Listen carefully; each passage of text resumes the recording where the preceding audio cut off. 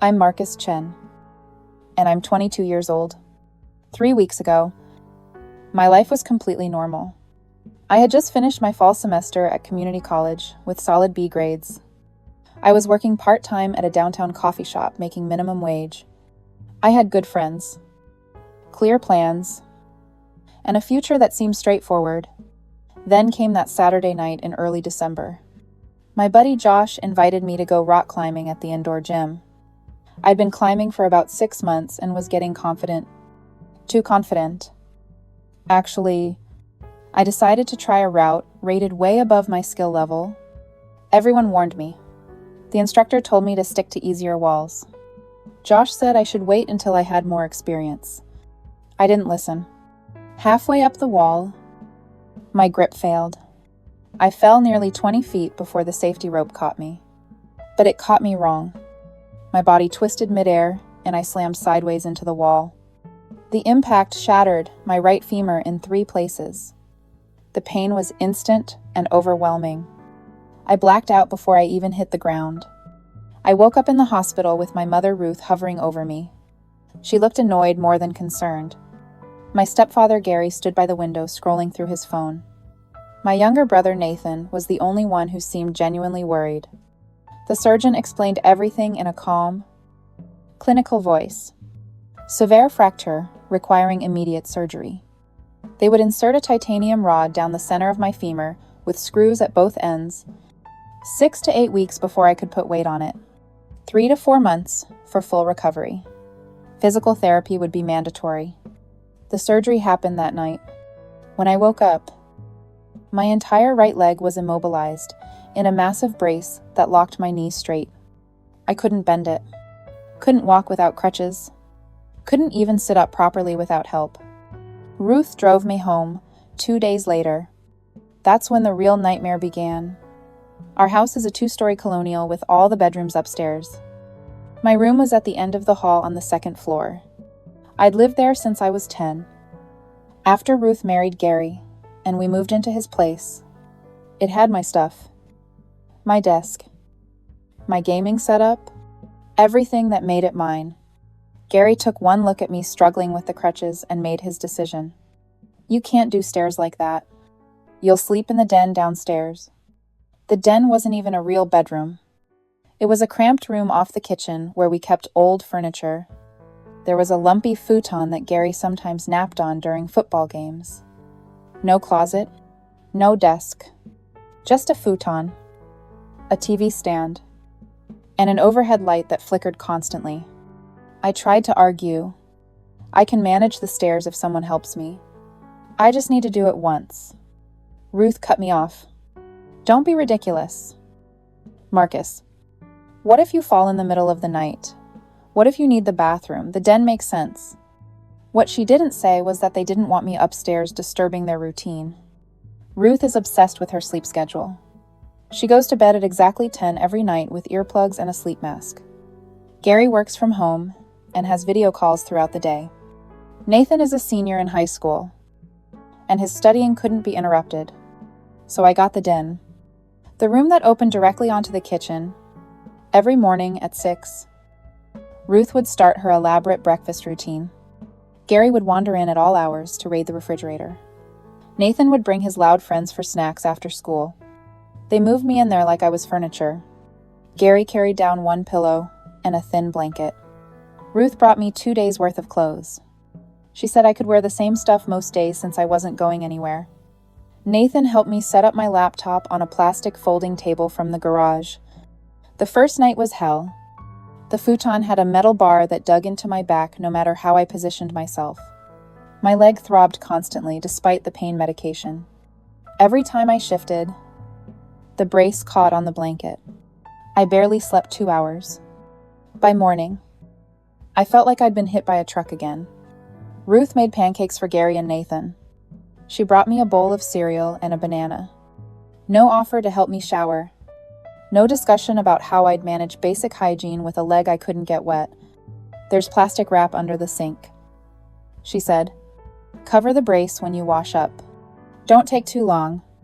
Gary has a conference call at 9. The bathroom was at least on the 1st floor. But it was tiny. There was no way to sit safely in the shower with my legs stuck straight out. I ended up balancing on one foot, holding the wall, trying to wash myself with a hand towel. It took 40 minutes, and I nearly fell twice. When I came out exhausted and frustrated, Gary was waiting impatiently outside the door. He didn't say anything. Just gave me a look that made it crystal clear I was an inconvenience. The first week crawled by painfully. Ruth went back to her normal schedule immediately. She had book club, yoga classes, volunteer work at the library. Gary was in and out for meetings and lunch dates. Nathan had basketball practice and SAT prep courses. Nobody adjusted their life for me at all. I spent my days on that futon staring at the ceiling and counting cracks in the paint.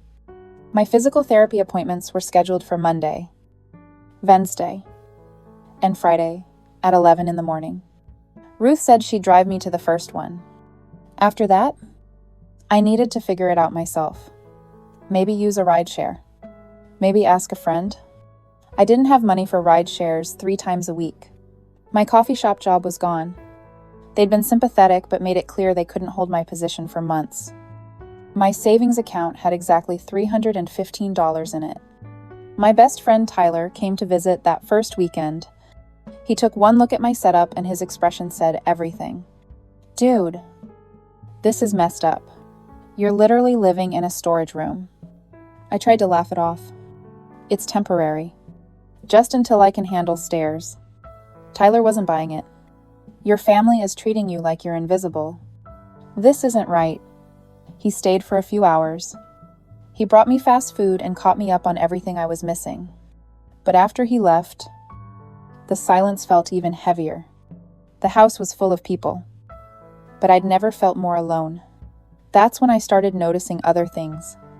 How Ruth and Gary would have quiet conversations in the kitchen just on the other side of my wall. How they'd lower their voices when they mentioned me. How Nathan got a new gaming console that week. But nobody mentioned helping me with physical therapy costs. The breaking point was building. I just didn't know it yet. The second week started with a fight about medication. My prescription for pain pills was running low. I mentioned it to Ruth on Monday morning while she was packing her gym bag. "Can you call the doctor for a refill?" I asked. "I only have 3 days left." She didn't even look up. "You're 22. Marcus, call them yourself." The numbers on the paperwork from the hospital. I stared at her. "I need someone to pick it up from the pharmacy. I can't drive." "Then order it for delivery. Or ask one of your friends." She grabbed her keys and headed for the door. "I have Pilates in 20 minutes. We'll talk later." She didn't come back until after 6 that evening. By then, I'd spent 3 hours on hold with the doctor's office, the pharmacy, and my insurance company trying to set up delivery. The pharmacy wanted a $15 delivery fee I couldn't afford. My insurance wouldn't cover it. The doctor's office said Ruth needed to call because I was still listed under her information. When I explained all this to her, she sighed, like I was the biggest burden in the world. "Fine. I'll call them tomorrow.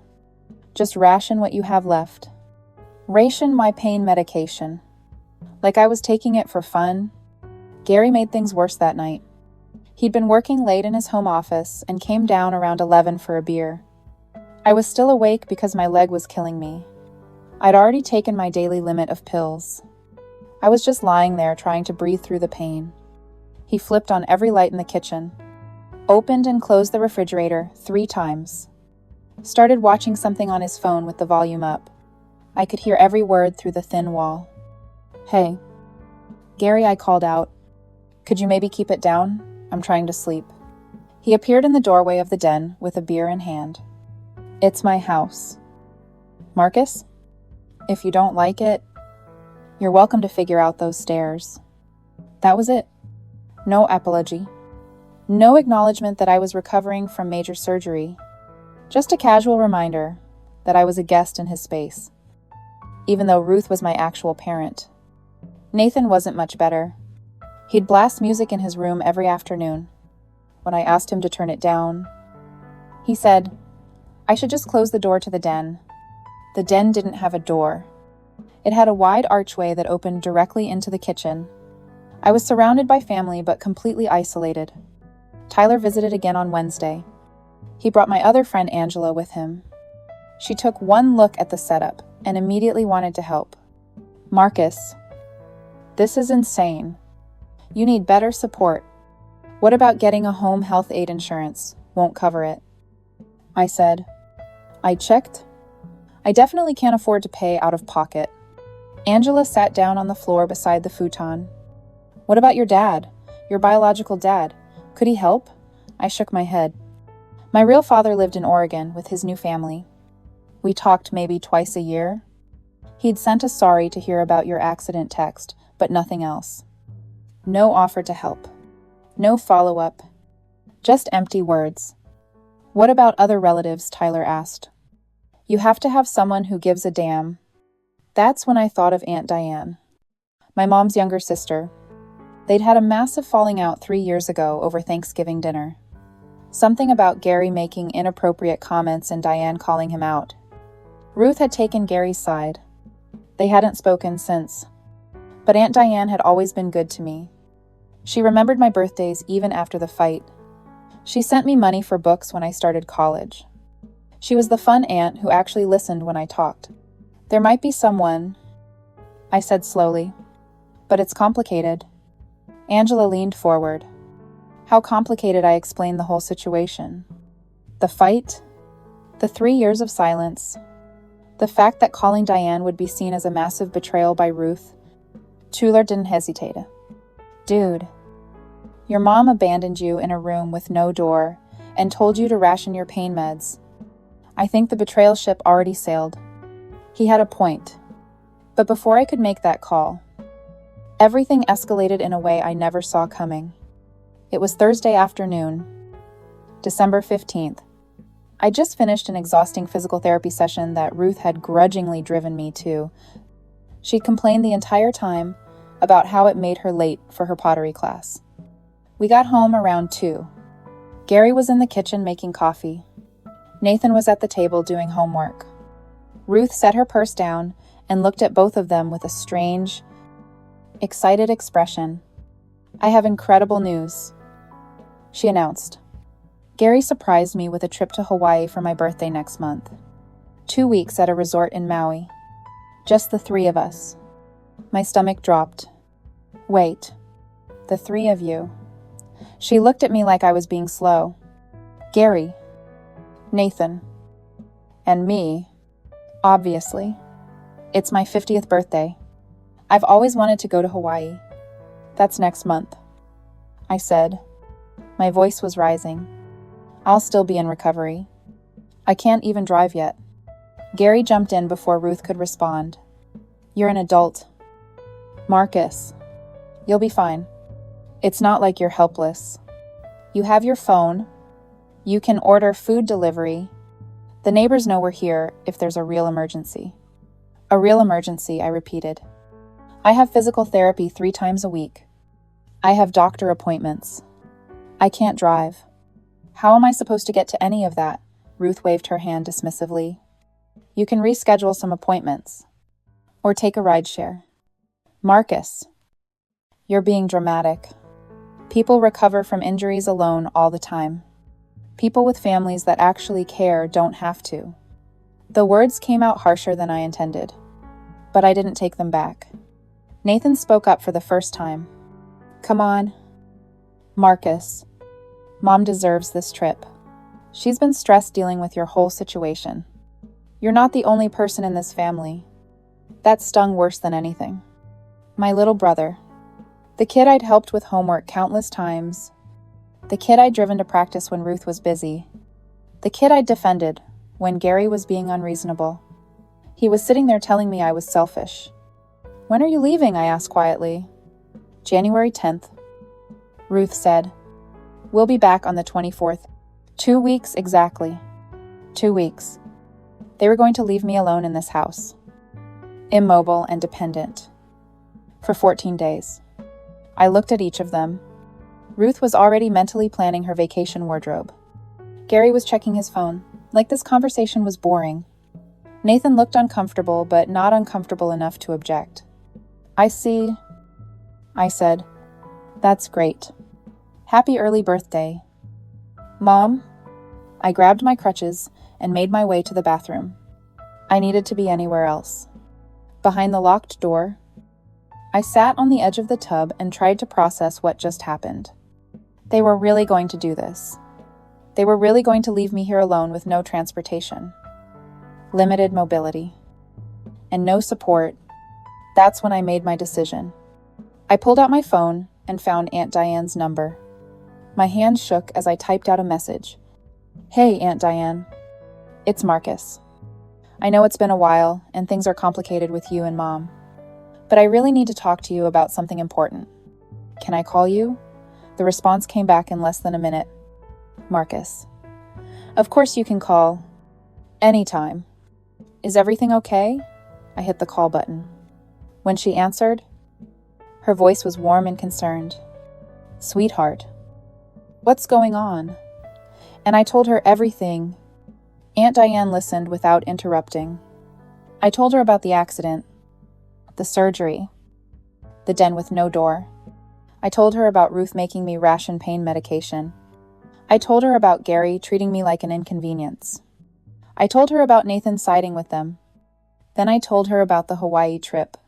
The silence on the other end lasted so long I thought the call had dropped. When she finally spoke, her voice was shaking with barely contained fury. "They're doing what?" "Leaving January 10th for 2 weeks. Mom's birthday trip. Just the 3 of them." My voice cracked despite my effort to stay calm. "Marcus. Honey. Where do you live now? Are you still at Gary's house on Elmwood?" "Yeah. Same place. I'm coming over. Right now? Is anyone home besides you?" I glanced at the time. Almost 4 in the afternoon. "Gary's here. He's always here. Ruth's probably at one of her classes. Nathan has basketball until 6. Perfect. I'll be there in 30 minutes. Don't tell anyone I'm coming." She hung up before I could respond. I sat there staring at my phone. I wondered if I just made everything better or infinitely worse. 28 minutes later, the doorbell rang. Gary answered it. I heard his voice from the den, surprised and uncomfortable. "Diane, what are you doing here? I'm here to see my nephew." Her voice was pure steel. "Where is he?" "Look. If Ruth knew you were here, I don't care what Ruth knows." "Where's Marcus?" I called out from the den. "I'm in here." Aunt Diane. She appeared in the archway moments later. She was 45 but looked younger. Dark curly hair pulled back in a ponytail. Sharp green eyes that were currently scanning my setup with undisguised horror. "Oh my God."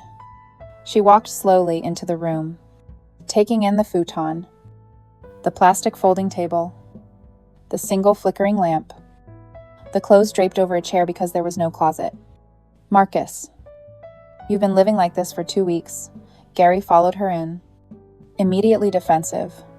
"It's temporary. Until he can manage the stairs." Diane whirled on him. "This kid had major surgery a month ago. You couldn't set up something better than this. You couldn't give him actual furniture. Privacy basic, human dignity. This isn't your business." "Diane, the hell it isn't. He's my nephew." She turned back to me, her expression softening. "Show me your leg." "Sweetheart." I pulled back the blanket. The brace ran from my hip to my ankle, held together with multiple Velcro straps and metal hinges. My leg had atrophied noticeably. The skin was pale. The surgical scars were still angry, red lines running down my thigh. Diane's expression shifted from anger to something deeper, something that looked like heartbreak. "How are you managing showers?" "Bathroom getting dressed, I manage," I said quietly. "It's not easy, but I manage." "And your physical therapy, your doctor appointments, Mom drives me when she can. Otherwise, I'm supposed to figure it out myself." Diane closed her eyes for a long moment. When she opened them, she looked directly at Gary with pure contempt.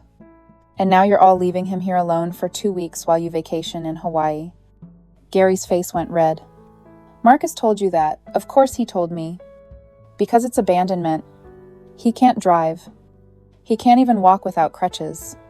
What if something happens? What if he falls? What if there's a medical complication? We'll leave emergency numbers. Emergency numbers. Diane laughed, but there was zero humor in it. You're leaving a post-surgical patient alone in your house for 14 days with emergency numbers. Do you hear how insane that sounds? He's 22 years old with a broken femur and a titanium rod in his leg. Her voice rose sharply. What is wrong with you people? The front door opened. Ruth's voice called out cheerfully. I'm home, Marcus. Did you need anything for? She stopped dead when she saw Diane standing in the den. The temperature in the room dropped 20 degrees instantly. What are you doing in my house? Ruth's voice was ice cold. Your son called me. Diane crossed her arms.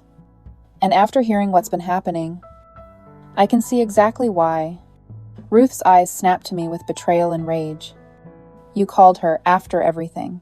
After I specifically told you we don't speak to her. He needed help. Ruth.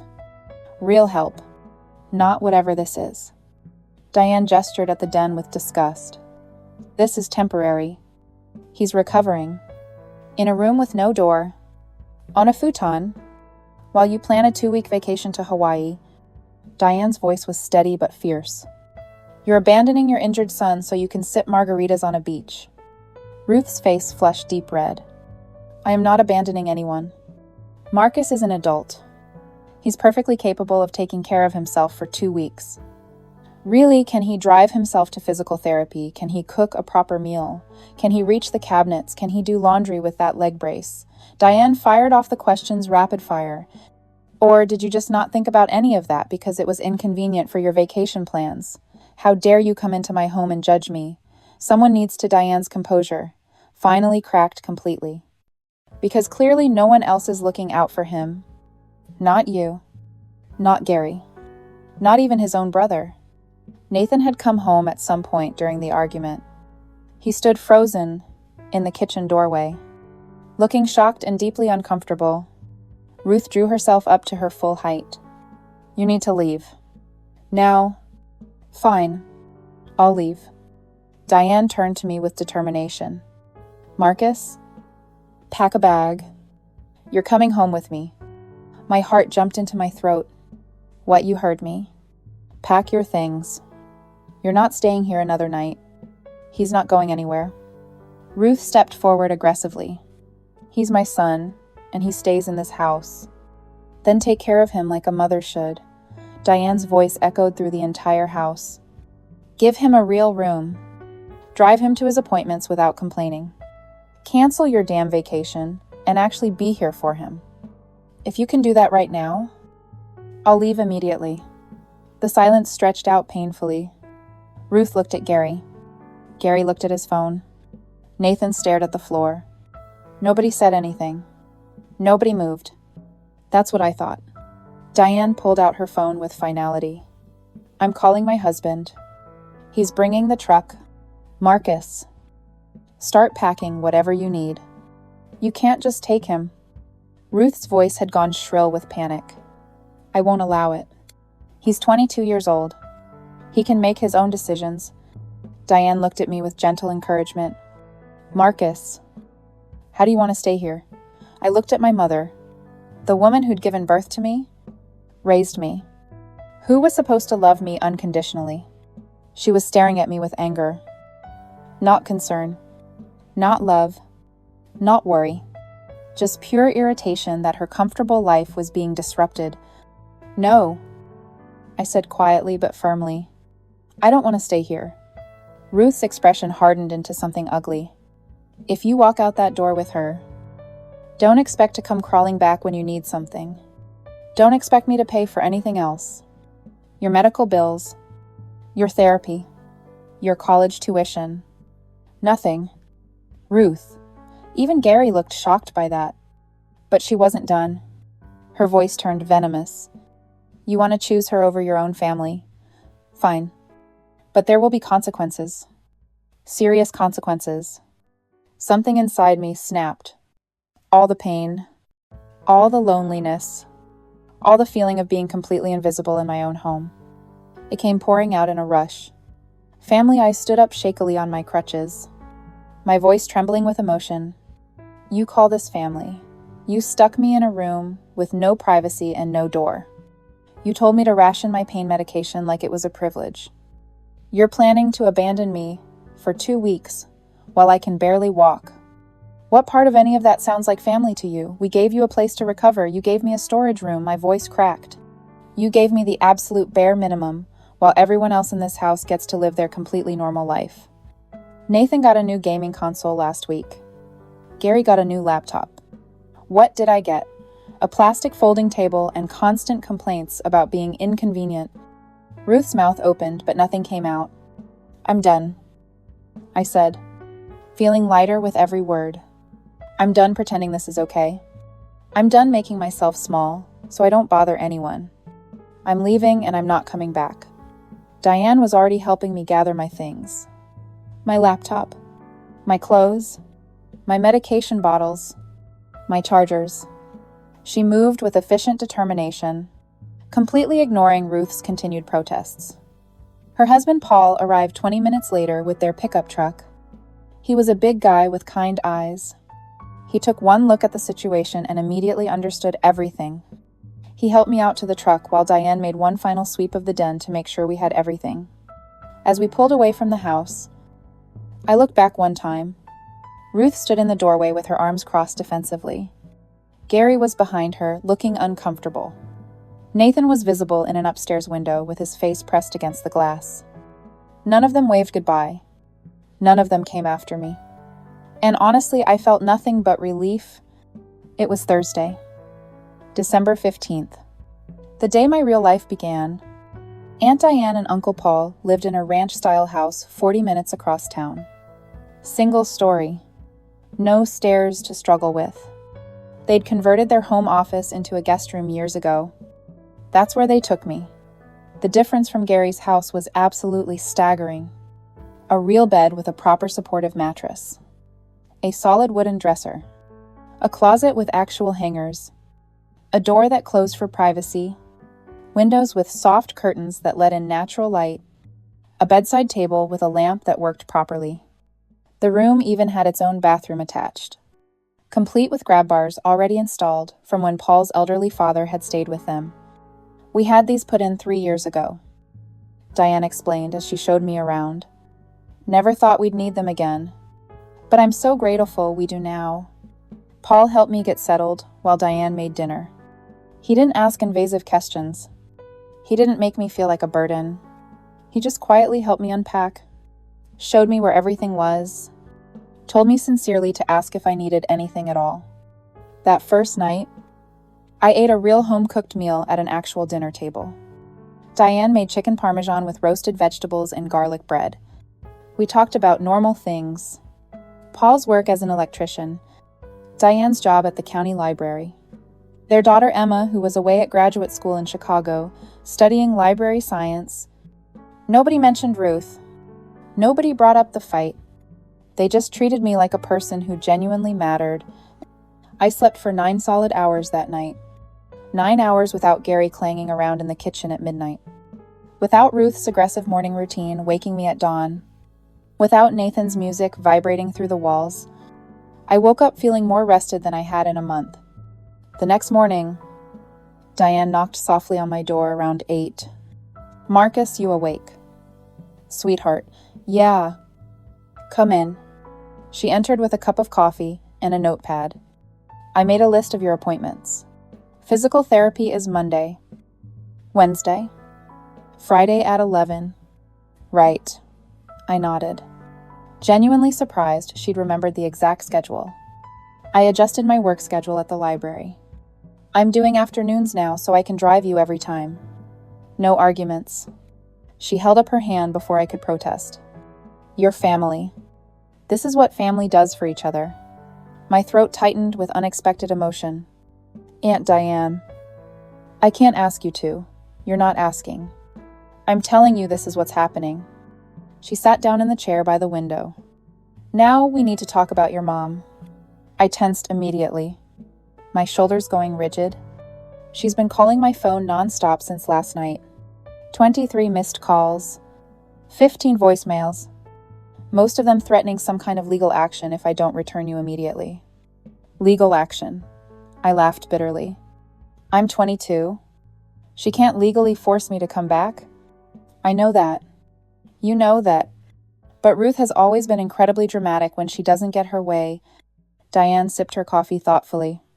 There's something else. She also cleaned out your checking account this morning. My stomach dropped sickeningly. What, your checking account? The one that's still joint with her name on it from when you were a minor. She withdrew everything.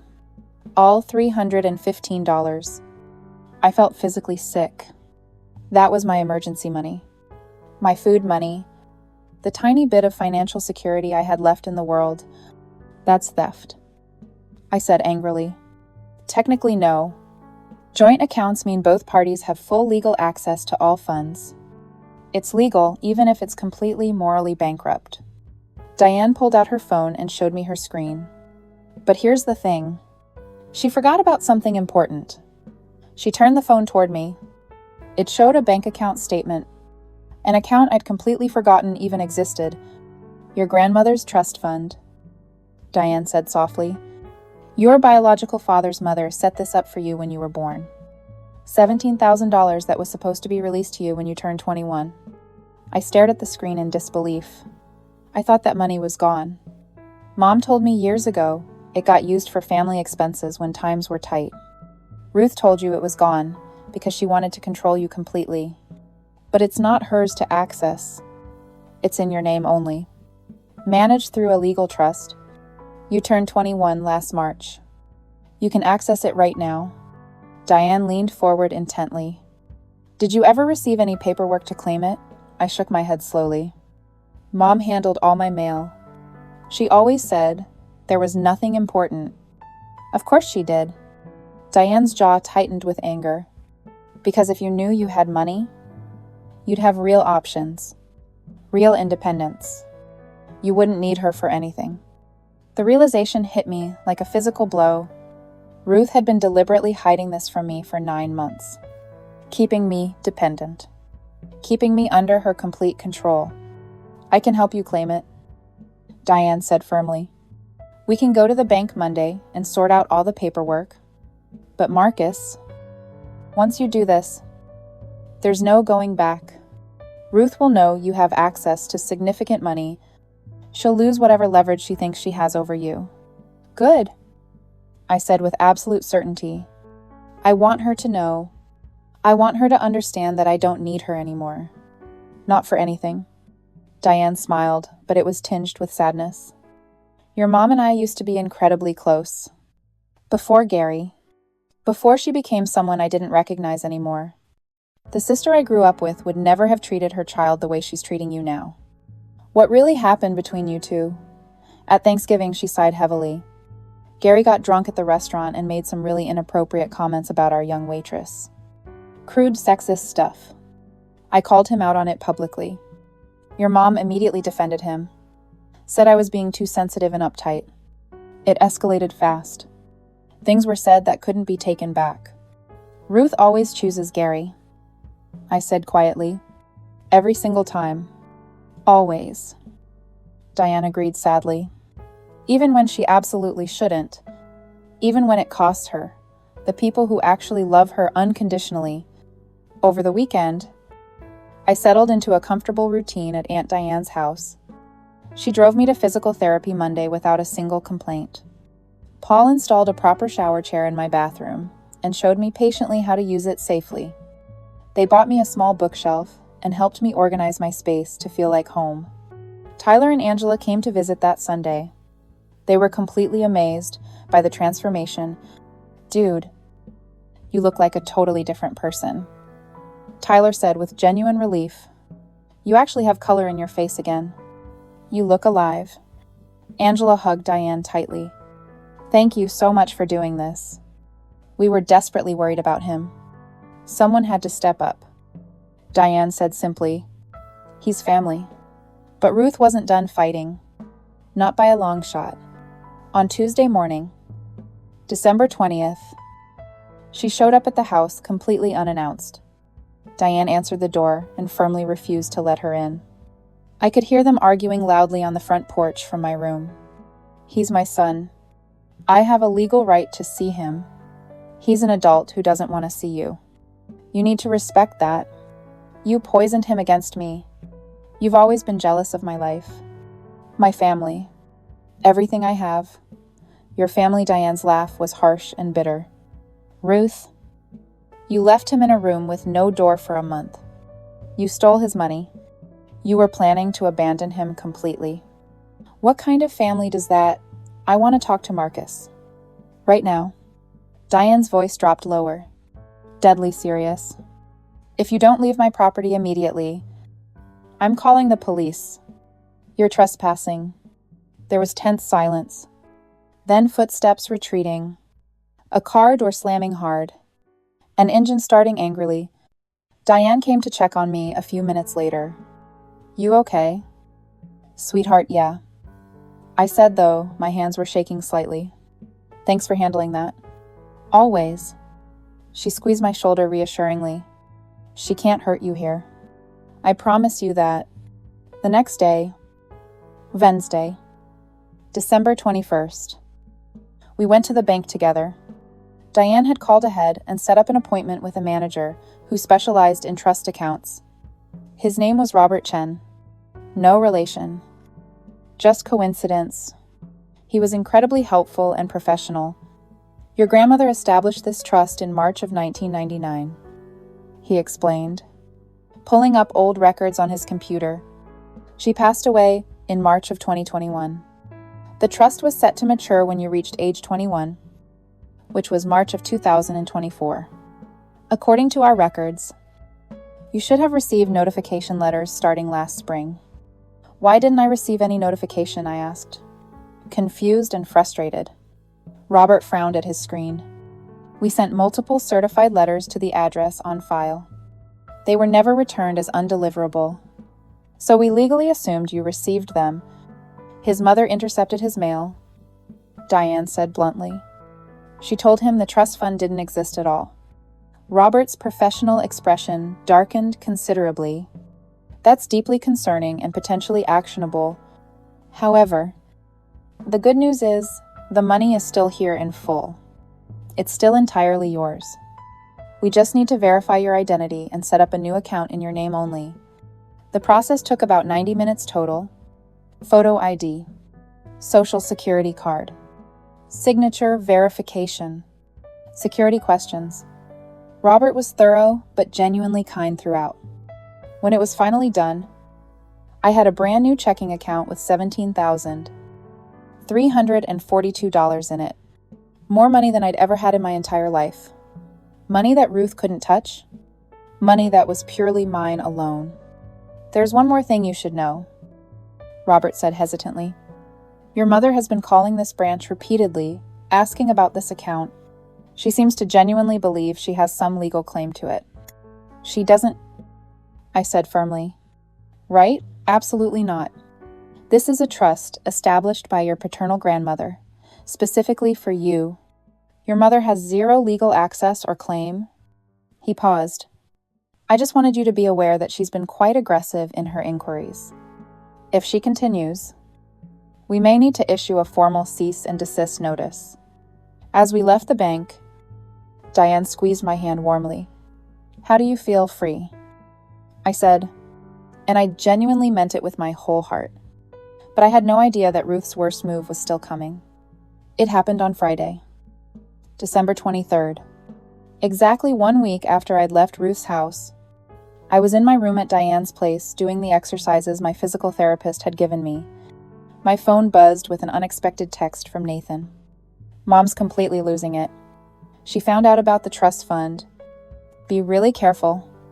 I stared at the message in shock. Nathan and I hadn't spoken at all since I left. This was the first time he'd reached out. Before I could respond, another text came through quickly. She's talking about suing Aunt Diane for something insane. Dad's trying to calm her down, but she's not listening to anyone. I showed the texts to Diane immediately. She read them carefully, her expression unreadable but concerned. "Let me call our lawyer," she said calmly, "just to be safe." The lawyer's name was Patricia Walsh. She came to the house that same afternoon. A sharp woman in her 50s with distinctive gray streaks in her dark hair. She listened to the entire story without interrupting once, taking detailed notes on a yellow legal pad. When I finished explaining everything, she sat back and tapped her pen thoughtfully against her chin. "Your mother has absolutely no legal standing here whatsoever. You're an adult. You left voluntarily. The trust fund was yours by legal right. She can threaten to sue all she wants.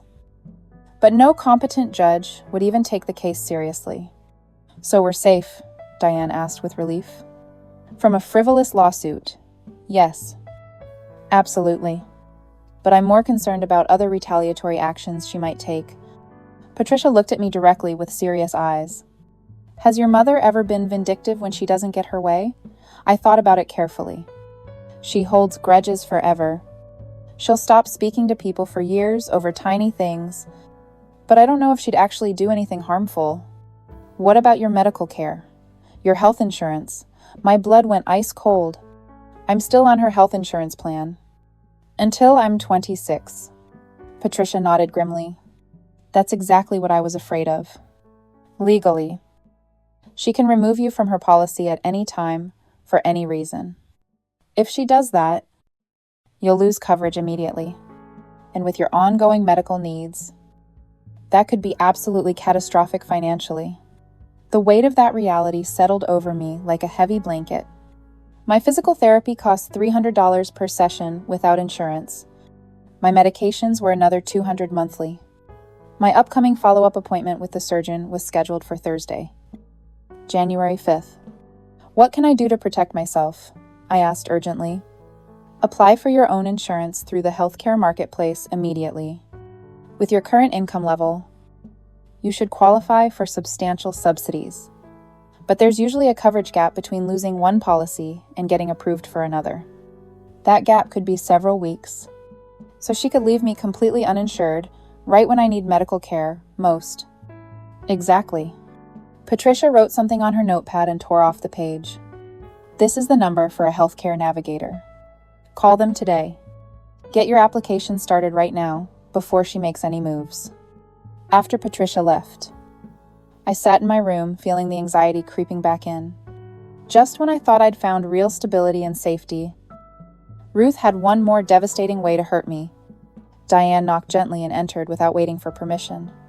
"We'll figure this out together. Paul and I can help cover costs if there's a gap. You're absolutely not alone in this. I can't ask you to do that. Medical bills could be thousands of dollars, Marcus." She sat down beside me on the bed. "Let me tell you something important about your grandmother. She was one of the kindest, most thoughtful women I ever knew. When she set up that trust fund for you, she specifically told me she did it because she was genuinely worried about Ruth." I looked up, genuinely surprised. "She was worried. Even before I was born, she saw troubling things in your mother's character. A selfishness, a need for total control. She wanted to make absolutely sure you'd have resources that Ruth could never take away." Diane's eyes were sad but loving. "She'd be incredibly proud of you for claiming that money, for standing up for yourself, and she'd want it used to help you heal and build a genuinely better life." My phone buzzed again. Another text from Nathan. "They're leaving for Hawaii tomorrow morning.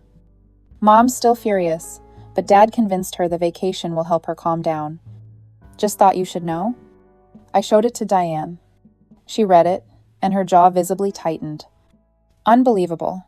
Her son is recovering from major surgery, dealing with all this stress she directly caused, and she's still going on her luxury vacation. At least she'll be gone for 2 weeks. I said, hopefully. Maybe things will finally calm down. I was completely wrong about that. Christmas came and went quietly. Diane and Paul made it special, despite everything. We had a small tree. They got me thoughtful gifts. We watched movies and ate too much food. It was the most peaceful holiday I'd had in years. But the peace shattered on Sunday morning, December 25th, Christmas Day. I was in my room around noon when my phone rang. Unknown number. I almost didn't answer. Hello, is this Marcus Chen? A woman's voice. Professional but strained. Yes. Who's this? This is Sarah from your insurance company's member services. I'm calling to inform you that your coverage has been terminated effective immediately. Your policyholder removed you from the plan this morning. My world tilted sideways. What I'm very sorry. I can see you have an upcoming appointment. Without coverage, you'll need to pay out of pocket or reschedule until you obtain new insurance. But it's Christmas Day. She did this on Christmas. I understand this is difficult timing. I'm truly sorry. Sarah's voice was sympathetic. I'm emailing you information about COBRA continuation coverage and marketplace options. Is there anything else I can help you with today? No. I said numbly. Thank you. I hung up. Sat there staring at the wall. Ruth had removed me from her insurance on Christmas morning. While she was supposedly on vacation in Hawaii, she'd taken time out of her luxury resort, stay to make sure I'd be uninsured and vulnerable. Diane found me 20 minutes later, still sitting there in shock. Marcus, what's wrong? I showed her the call log. Explained what happened. Her face went from concerned to absolutely furious. On Christmas, she said quietly. Dangerously quiet. She did this on Christmas Day. Paul appeared in the doorway. What happened? Ruth removed Marcus from her health insurance this morning. Paul's hands clenched into fists. His face went red. That woman is evil. There's no other word for it. Diane was already on her phone. Calling Patricia, even though it was Christmas. Patricia answered on the third ring. Diane, what's wrong? Ruth removed Marcus from her insurance. Today, Christmas morning. There was a pause. Then Patricia's voice came back cold and professional. That's it. We're filing for a restraining order. This is harassment. This is retaliation. This is abuse. No judge will tolerate this pattern of behavior. Can we do that on a holiday? Emergency protective orders can be filed anytime. I'll start the paperwork today. We'll have a hearing within 2 weeks. After the call ended, I felt numb. My surgeon appointment was January 5th, 11 days away. The appointment would cost at least $1,200 out of pocket. I had the money from the trust fund. I could afford it. But watching those precious funds drain away for something that should have been covered felt like Ruth was reaching across the ocean to physically hurt me. Tyler came over that evening. He'd heard what happened from Angela, who I'd texted. He brought leftover Christmas cookies from his family, and righteous anger. Your mom is genuinely evil, he said bluntly. Who does this? On Christmas, while she's on vacation in Hawaii. She's punishing me, I said. For daring to leave? For daring to choose myself? No. She's showing you exactly who she really is. Tyler grabbed a cookie. You know what? You're better off. You've got the trust fund. You've got Diane and Paul, who actually love you. You've got me and Angela. You're going to be fine. He was right. But it still hurt. The mother who was supposed to protect me was actively working to harm me. That kind of betrayal cuts deeper than any physical injury. The next few days passed in a blur. I called the healthcare navigator, started my marketplace application. Patricia filed for the restraining order. Diane and Paul surrounded me with love and support. On Thursday, December 29th, I got a text that made my blood run cold. Unknown number. Enjoying your independence. Hope it was worth destroying your family. You'll regret choosing that woman over your own mother. You always were ungrateful and selfish. Don't come crawling back when your money runs out and you have nothing. Ruth. She'd gotten a new number just to send me that vicious message. I showed it to Diane immediately. Her face went pale, then flushed red with pure fury. That's harassment. Screenshot it. Patricia needs to see this now. I took the screenshot. Within an hour, another text came from a different number. You stole from your family. That money wasn't yours to take. We'll see what a judge says about that. Then another number, another message, Your brother is heartbroken. Your stepfather is disappointed. You've torn this family apart, and for what money spite, I blocked each number as they came. But they kept coming. Different numbers. Same hateful messages. She's in Hawaii, Paul said incredulously. She's supposedly on this relaxing vacation, and she's spending her time sending you harassing texts. She's obsessed. Diane said, "This isn't normal behavior. This is genuine obsession." On New Year's Eve, Nathan texted me from his own phone, his voice shaky even through text. "Marcus, I'm really sorry. I should have stood up for you. I see it now. What mom is. What she's been doing. It's not okay. I'm sorry I didn't say anything before." I stared at the message for a long time. Nathan was finally seeing what I'd dealt with my whole life. But his apology felt too little. Too late. "Are you okay?" I texted back. "Not really. Mom's been raging all week. Dad's trying to keep her calm, but it's not working. She's coming back Sunday night, and I think it's going to get worse. Be careful." I showed the text to Diane. She immediately forwarded them to Patricia. "This establishes a pattern," Patricia said over the phone. "The harassment, the threats, the obsessive behavior, combined with the insurance termination, we have an extremely strong case for the restraining order." New Year's Day came and went. My new health insurance application was still pending. My surgeon appointment was in 4 days. I was going to have to pay out of pocket. On Wednesday, January 4th, I called Dr. Patel's office to confirm my appointment and explain the insurance situation. "Hi, this is Marcus Chen. I have an appointment tomorrow at 2. I need to let you know my insurance was terminated. I'll be paying out of pocket. Let me check your account." There was typing, a pause. "Yes. I see the appointment. The total cost will be $1,200.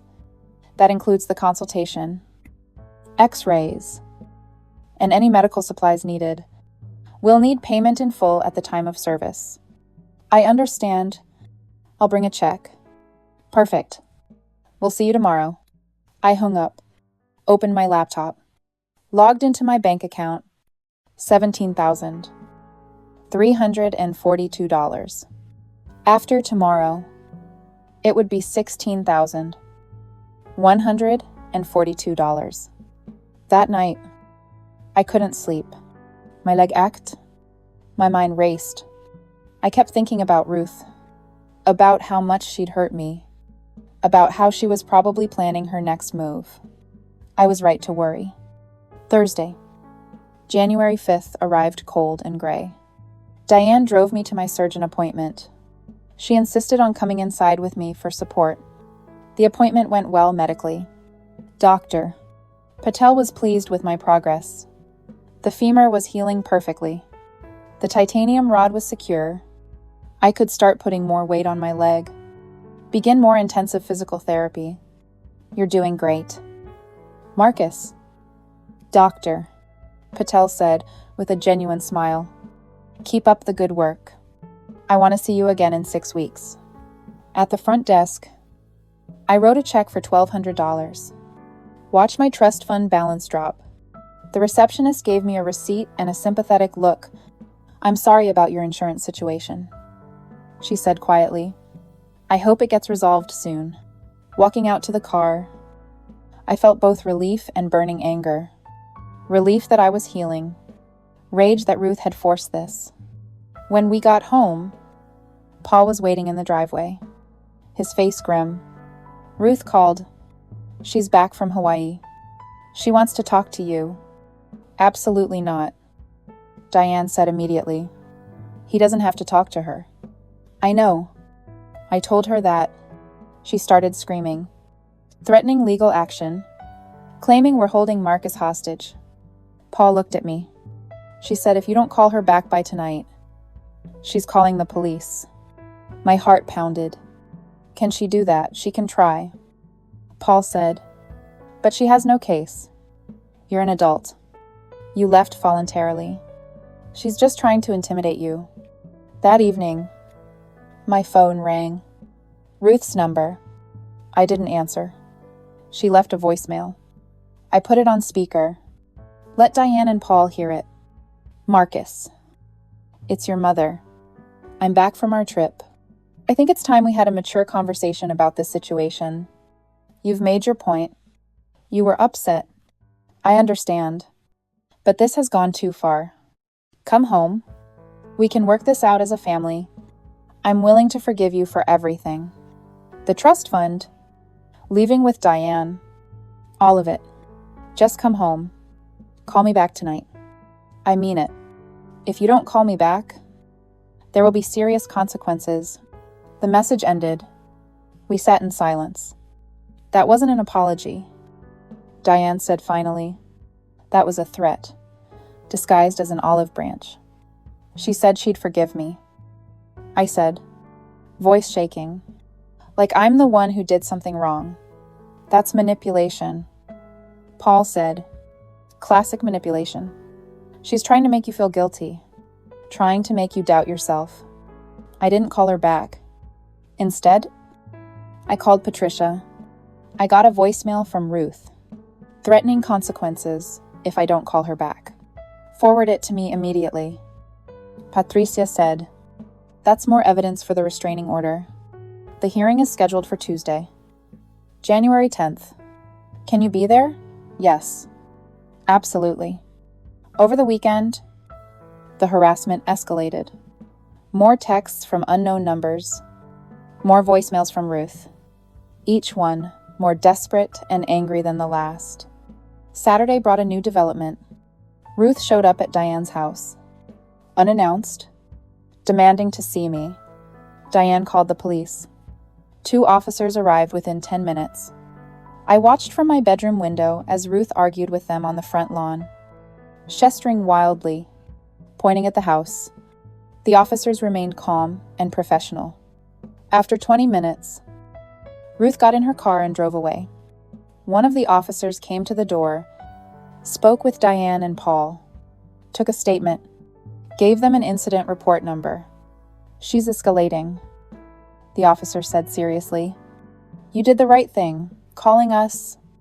Keep documenting everything. If she comes back, call us immediately. Don't engage with her. Sunday was quiet. Too quiet.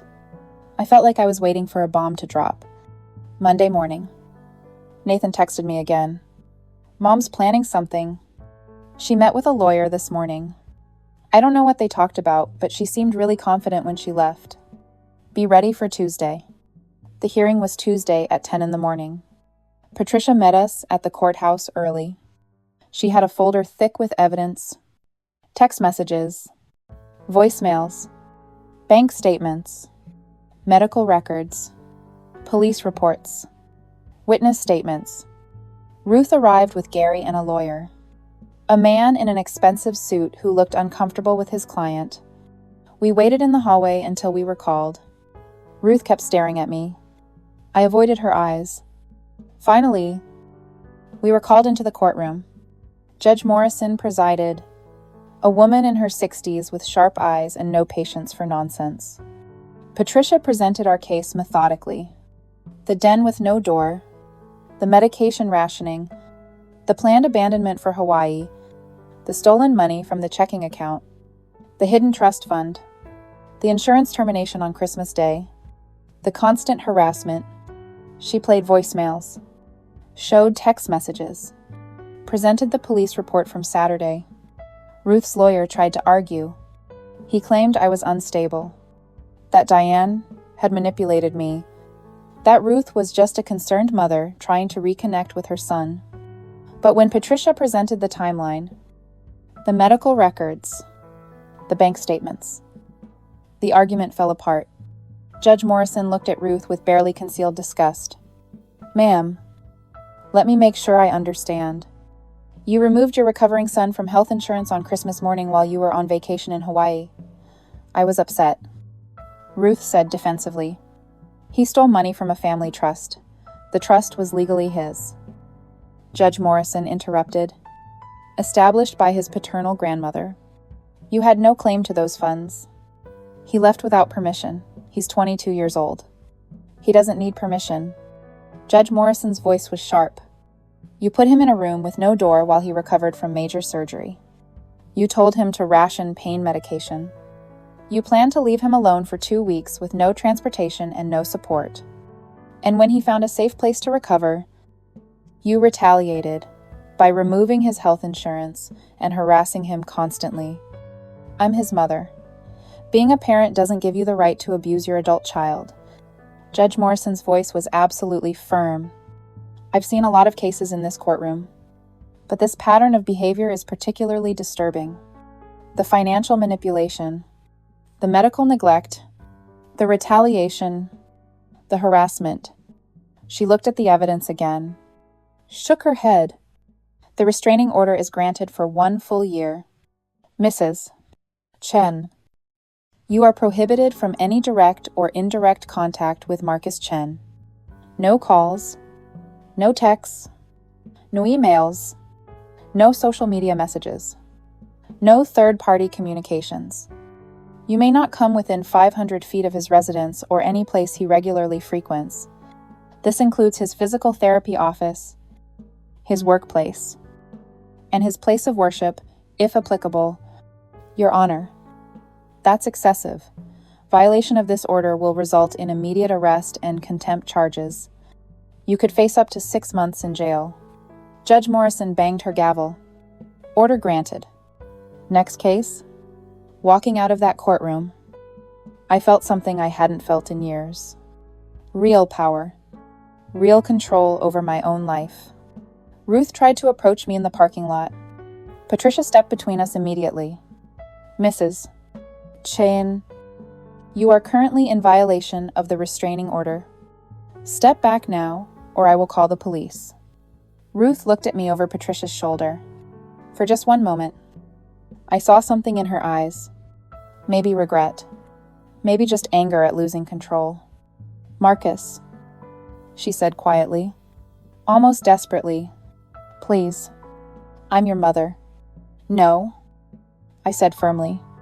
Clearly, a mother protects her child. A mother shows up. A mother loves unconditionally. You did none of those things. You're not my mother anymore. You're just Ruth. I turned away, got into Diane's car, didn't look back. 3 months have passed since that day. My leg is fully healed. I'm walking without any assistance. I'm enrolled in online classes for spring semester. I got a part-time job at the county library where Diane works. I'm doing administrative work. Filing, data entry, helping patrons. It's peaceful. It's steady. It's mine. Nathan graduated high school and moved to Oregon for college exactly as planned. We text regularly now. The relationship is still fragile, but it's growing. He's in therapy, working through his own trauma from growing up in that house with Ruth and Gary. I'm proud of you. He texted me last week. For getting out, for standing up for yourself. I should have done it sooner. I should have protected you. You were a kid. I texted back, you did what you could. I don't blame you. Ruth hasn't violated the restraining order. Not once. I don't know if that's because she respects it or because Gary is keeping her in check. Honestly, I don't care anymore. She's not part of my life. She never will be again. My new health insurance came through. Full coverage. My trust fund is mostly intact. $15,000 still sitting there. Waiting for me to use it for school, for an apartment, for building the life I want. Diane and Paul told me I can stay as long as I need. They're not rushing me. They're not making me feel like a burden. They're just being family. Real family. Last week, Emma came home from Chicago for spring break. She's amazing. Smart and funny and kind. She treated me like a brother from the moment we met. I'm glad you're here, she told me over dinner. My parents needed someone else to spoil. I was getting tired of being the only one. We all laughed. It felt good. It felt normal. It felt like home. Tyler asked me yesterday if I regret how everything happened. If I wish I'd handled things differently, I thought about it honestly. The pain, the betrayal, the ugly court battle, all of it. No, I told him with absolute certainty. I don't regret any of it, because I'm free now. I'm building a life that's mine, and that's worth everything. This morning, I woke up in my room at Diane and Paul's house, sunlight streaming through the curtains, the smell of coffee drifting in from the kitchen, the sound of Diane humming while she made breakfast. I stretched. My leg didn't hurt. I got up without crutches, walked to the kitchen without limping. Diane looked up and smiled. "Morning. Sweetheart. How'd you sleep?" "Great." I said, honestly, "Really great." Paul came in from the garage, saw me standing there, grinned. "Look at you, walking like a normal person again. Physical therapy works wonders." I said, "Especially when you actually have support." We ate breakfast together, made plans for the day, talked about normal things. I had a shift at the library that afternoon. Diane was taking a pottery class. Paul had a job site to check. Normal, peaceful, safe. My phone buzzed. A text from Angela. "Movie night at my place Friday. Tyler's bringing pizza." "You in?" I smiled and texted back. "Absolutely. I'll bring drinks. This is my life now. Real friends. Real family. Real peace. I'm Marcus Chen. I'm 22 years old. I survived major surgery, devastating family betrayal, and the scariest decision of my life. And I'm not just okay. I'm actually happy. Real family isn't about blood. It's about the people who choose to love you, who show up when things are hard, who give you space to heal and grow, who celebrate your victories and hold you through your pain. I found that family, not in the house where I grew up, but in the home where I was welcomed, and that makes all the difference." Story 2. My friends persuaded me that my partner was a weirdo because of his foot fetish. Thus, I referred to him as a pervert. He ended our relationship right away. He said he still had emotions for me but couldn't bear to be wounded again when I drunkenly pleaded with him to take me back. Our connection was incredible throughout the year I spent with him. He always treated me with respect and made me feel appreciated.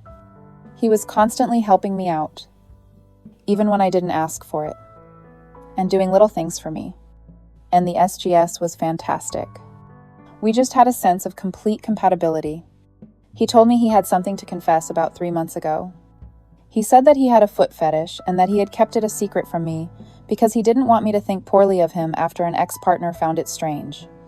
In hindsight, it was rather apparent since he was often complimenting my nail art and was quite willing to touch my feet if I asked him to, because he thought I would look pretty with French tips. He even paid for me to have a pedicure. From that point on, not much changed. During sex, he would suck on my toes, which felt amazing. To be honest, he wasn't aggressive or anything. A few weeks back, I mentioned that he loved my feed to 3 of my friends when we were hanging out. That raised suspicions that he may be a creep.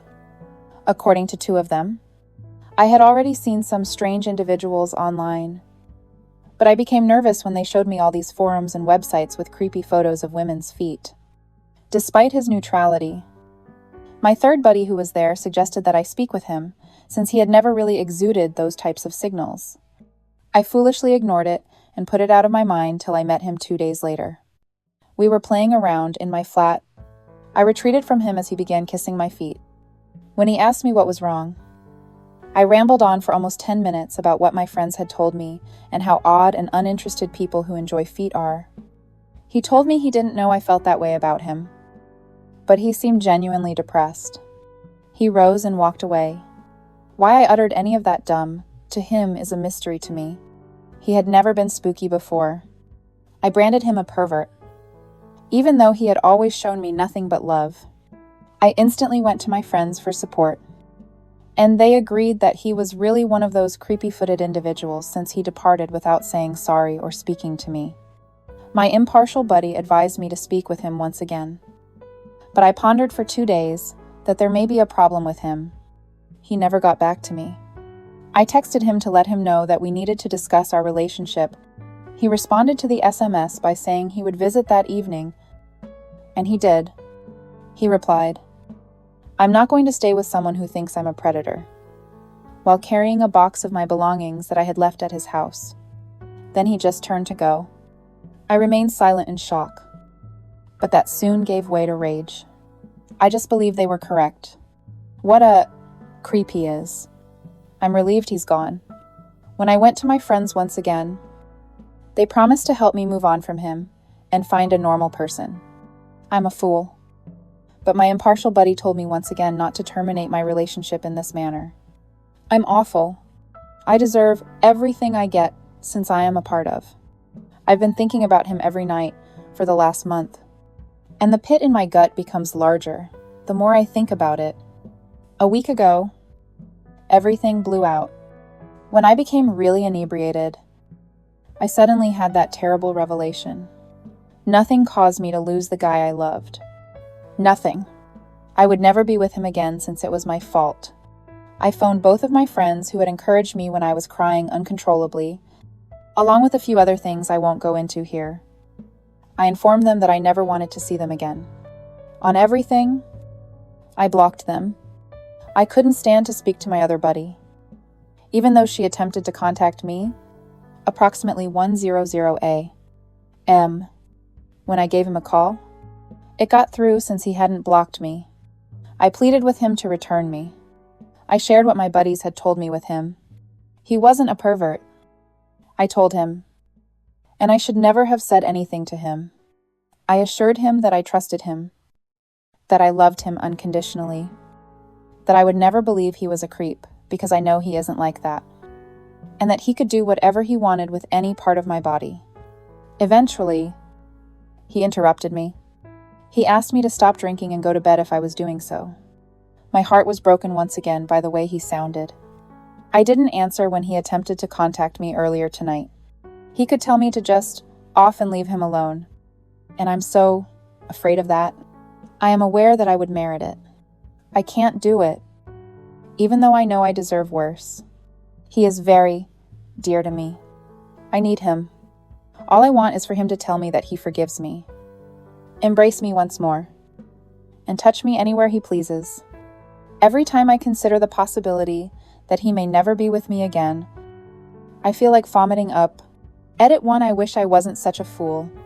I texted him to let him know that if he wanted to chat, I would give him a call back tomorrow.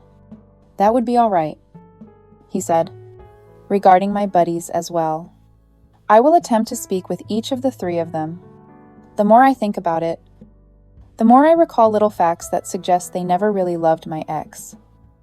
So I'm still going to cut off the 2 that drove me to this. Tomorrow, I'll try phoning my other buddy. I must also sincerely apologize to her. I came to the realization that, despite any pressure, I am solely to blame for this.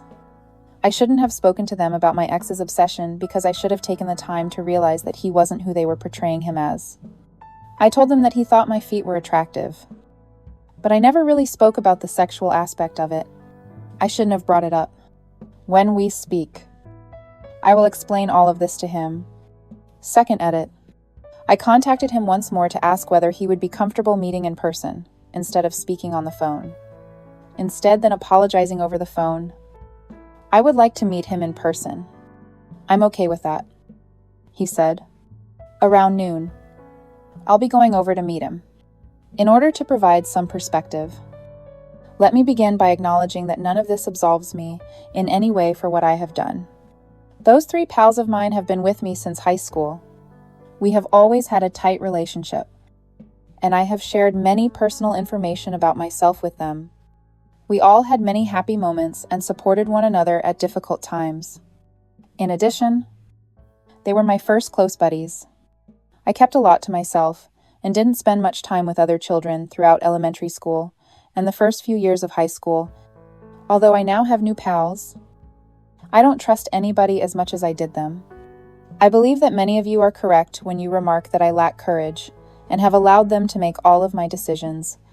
I can't recall ever choosing what we were doing on a given day, where we were dining, or anything else. Now that I think about it, that's how I was with my ex as well, allowing him to choose anything, even after he explicitly asked what I wanted. I'm aware that none of it justifies my weakness, but that's how I've always been. I'm going to phone a few of the therapists I've previously found who take my insurance to make an appointment. I'm becoming more terrified of him accepting me back and me causing him terrible pain once again after reading a lot of these comments. I'm taking down some notes to help me organize my thoughts on what I should say to him, but I'm not sure whether I should tell him any of this. I'll start by saying I'm sorry for what I did to him, even if it's everything I can do to escape him before he goes. I will express my regret to him and promise to follow his decision, even if I never see him again as a result. I appreciate your remarks. Although I am aware of my shortcomings, I will make an effort to improve, and I will become someone he deserves to be with if he does bring me back. If anything changes, I'll probably give an update later. Update. I want to make it clear that nothing in this update should be interpreted as a self-absolution of responsibility or guilt. I acknowledge that I made a mistake, and that I alone am to blame. I'm not attempting to minimize it or my actions. A park is located around midway between our two locations. We agreed to meet there. I was somewhat anxious and got there a few minutes before him. I wanted to weep when I saw him approaching, but I suppressed the emotion. I didn't want to give him the impression that I was attempting to control him. He held me, which made it worse. But I was able to gather myself. I told him straight out that I was screwed up when he inquired how I was doing. He assured me he was well when I asked him the same question. But his expression was still the same, dejected one from when I had last seen him. Before we discussed anything else, I took out the apologies I had written in my notes and asked if I could tell him anything. I apologized to him for everything. I apologized for giving him a sense of insecurity. I apologized for ever suggesting he was a pervert. I apologized for violating his confidence by disclosing our sex life to others. I apologized for not getting back to him. I apologized for not defending him. I apologized for not defending myself and allowing anything other than the two of us to influence how I felt about him. I apologized for not communicating with him sooner and for keeping him in the dark for a month. I apologized for my inebriated tirade, for attempting to sway his feelings to return to me, and most importantly, for giving him the impression that I still believed he was a pervert. I apologized for injuring him in the same manner as his former partner. I could no longer contain my tears when I saw that he was crying. As I finished reading it to him, I started crying. I expressed my genuine happiness with him and hoped that he wouldn't be deterred from pursuing his fetish with anyone he could be with in the future. We shared a few tears together when he thanked me. He began by telling me that he had phoned because two of my friends had called to express their concern for me and to share some of the events that had occurred. One of the two friends and the neutral buddy were the ones who had given me the information on foot fetishes. He wanted to speak about more essential things. So I didn't ask any more questions or obtain many details. But I suppose I could get the facts directly from one of them. After he told me this, I was a bit disappointed and afraid that he would believe I was using my friends to attempt to influence him. But he soon moved on. He filled me in on his ex's whole tale before he informed her about his obsession. They had been dating for almost 2 years, which was longer than we had. The difference was that she found it repulsive right away. No matter how much he pleaded, she informed him she was going and vowed never to bring it up again. However, he later informed me that what I had done made him feel even worse, since it seemed as if I had welcomed him before stabbing him in the back. I let him continue, even though I wanted to drop to my knees and ask for forgiveness. Eventually, we both became silent for a bit before he inquired as to whether we were finished. I'm weak, even though I know I should have been strong, and assured him I would accept whatever he chose. I questioned him about the possibility that we may still be together. He admitted to me that while he still had love for me, He couldn't bear the thought of me causing him pain once again. I told my pals about it and that I wanted to start going to therapy. He informed me that while he was pleased with what I was doing, it didn't make him change his mind. He indicated that when I've worked on myself, there could be a possibility in the future. But for now, he was too wounded. It seems to me that he said it only to protect me from harm. I had to resist the impulse to sprint after him as we said our goodbyes and gave each other another embrace, although I acknowledge that I made a mistake in the end. I'm taking action to ensure that it doesn't happen again. I'm going to give the neutral friend a call and ask her if she can pardon me for not speaking to her as well.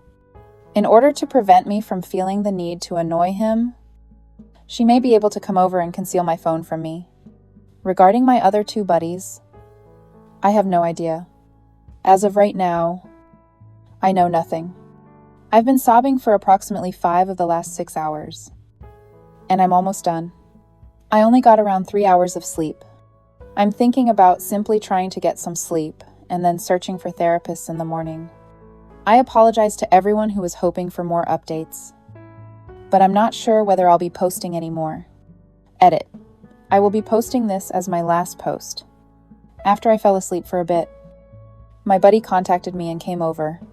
She was worried that I hadn't spoken to her, but she wasn't angry at all. I sincerely apologized to her. After all that happened today, it felt amazing. Even if I don't deserve her generosity. Thank you to everyone who sent me a worried note. I believe I'll be okay. I will continue to attend treatment in order to address my issues and ensure that I never again do this to a loved one. Most likely, I won't post on this account ever again. Some individuals claim to be persons in my life and sent me strange messages. Therefore, it's not me if you ever see someone attempting to update this tale. The acquaintance I now have is the only one in my network that utilizes Reddit. She promised not to post about it once I showed her this. Good night. The next tale. Mother had an affair with a married guy for 12 years. I notified his wife anonymously, and she thanked me and divorced him. However, I was cut off from my whole family, and months later I learned that my mother had told everyone I was addicted to Dr. G. More than 10 years ago, my mother began an affair with Bruce, a married guy. She remained with Bruce on the understanding that he would soon divorce his wife, but my dad left her because of it. It didn't happen. Spoiler warning. I couldn't stand it any longer after following Bruce's wife's social media accounts and knowing for more than 10 years that my mother was the other woman. No one in my family, not even my 3 other siblings, can tolerate this strange guy. For years, we've been told to maintain her naughty secret and to act as if Bruce isn't an adulterer. As a team effort, I wrote a few anonymous emails to people I discovered on social media. In response, Bruce's wife said she didn't know any of this was happening, which I strongly thought, despite Bruce's repeated lying over the years. I took a seat and called her. We spoke for about 3 hours. She is a kind lady who treated me with nothing but kindness. Despite being married to Bruce for 30 years, she was unaware of his hidden life. He travels a lot because of his employment. I responded to all of her inquiries. I knew throughout this conversation that my relationship with my mother was finished. But I also knew that she would find out and tell me. After putting her finances in order, Bruce's wife thanked me again and said that she would be divorcing him. We had a really emotional talk, and I will always remember her sobbing as I explained everything to her. I was totally cut off from my mother the next day. I was unable to get in touch with her. And soon after, my family members started harassing me. Messages of sympathy for my mother and hatred for me. Everyone betrayed me and stopped talking to me. Her giving them the truth about what I did, telling on her married boyfriend, is unthinkable. I'm startled that my family has turned against me and taken her side. I sometimes feel sorrow, but ultimately, all I did was hasten the inevitable, and I did it for my siblings because they were sick of him. It backfired, even though I believed it would get rid of him. In addition to my mother and Bruce getting married, my siblings have chosen to stand with her and have cut me off. My chest feels heavy with this. For the last 10 years, it has, and it will continue as a result of my actions. I appreciate you reading and allowing me to express myself. Edit. I appreciate all of the encouraging remarks. Although there are some individuals who are cheering for me, these remarks have been consoling and healing. Given how many family members betrayed me, I really began to fear that I was the issue and had erred to respond to a few inquiries. All of this is heavily influenced by money, which is why my mother and siblings are so upset and don't want to thank me. I am the eldest daughter of my mother. My youngest sibling is the only one that lives with her. All of us are grown-ups. My mother has put my 2 little children out for Bruce. They will never be able to identify her. I have communication with the wife. She has been really polite to me and is a beautiful lady who understands how this whole situation came to be. I like to imagine that we would be buddies in another life. In order for her to get what she is entitled to from the divorce, I have devoted a great deal of effort to gathering evidence for her. Bruce and my mother were so upset that I kept in contact with the wife that they accused me of pestering her. That made my family even more hostile toward me. I should have kept my mouth shut to the few people who have left comments. I wish I hadn't been involved in this. It's hilarious.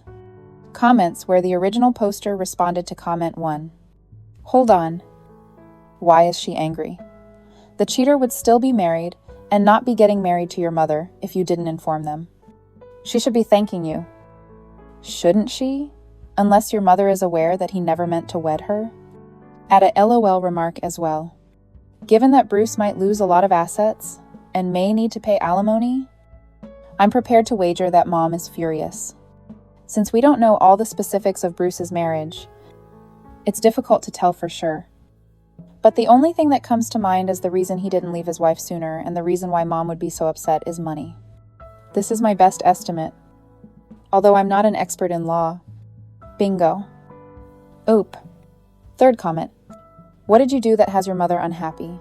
At last. She found a guy who would cheat on his wife. Oh no. I'm sure she feels deceived by me. Additionally, I broke up her extravagant lifestyle with him. 4th comment. Why don't you ask a family member what narrative your mother is telling them? I believe your suspicion that she is presenting a highly slandered version of events is correct. Yes. I did try with a lot of them. They refused to inform me. In all of this, where is Oops, Dad? He is irritated that I did this. And we don't have a nice connection. I believes I created drama. The 5th comment. What a terrible mother. Just think of the atmosphere and lifestyle she forced you and her siblings to grow up in. We were fed and clothed. But after reading the comments, we didn't like the extra information from Oop. I'm still not allowed to speak to my family. My mom hasn't contacted me in about 6 months. I've made many attempts to get in touch. Bruce and my mother are still interested in getting married. As far as I know, they are awaiting their separations. Every month, I spoke with Bruce's wife, who is still inconsolable about everything. And she has remained really sympathetic to me. She has said that she would want to thank me in person. 22 secret credit cards were discovered by the forensic attorney she hired. Using all the data I had, I assisted her in creating a chronology so she could get the compensation she was due from the divorce. Without my family, it's been difficult. But I must remember that I acted morally and assisted this stranger. I know I made the correct decision. Update. I ripped on my mother for being the other woman for more than 12 years. Blowing apart my family life 18 months ago. All of my family members, with the exception of one sister and close acquaintances, have turned against me after an 18-month smear campaign. My grandparents, in particular, reared me essentially. I still communicate with Bruce's wife every couple months. She has experienced much more hardship than I have. Her life was a deception, and she finds it difficult to understand what has transpired every day.